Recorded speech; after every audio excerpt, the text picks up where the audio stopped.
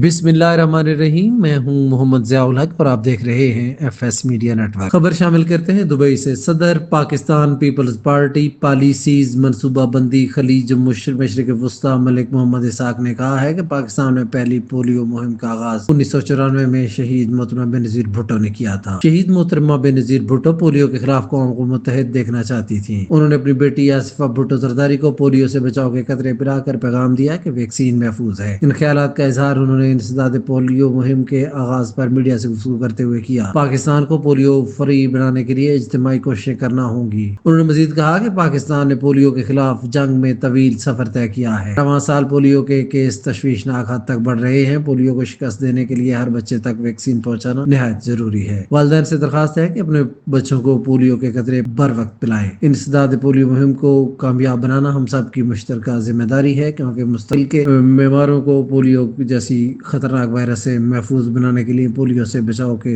قطرے واحد ذریعہ ہے۔ ان کا کہنا تھا کہ ہمیں ملک کو پولیو سے پاک ملک بنانا ہے، جیسا کہ شہید محترمہ بے نظیر بھٹو کے دور حکومت میں یہ ہدف حاصل ہوا تھا۔ ملک سے پولیو جیسے مہلک مرض کے مکمل خاتمہ کے لیے ہر ممکن اقدامات کرنا وفاقی حکومت کی اہم ترین ذمہ داری ہے۔ سبسکرائب کیجیے F S media network اور دیکھتے رہیے تازہ ترین تبصرے اور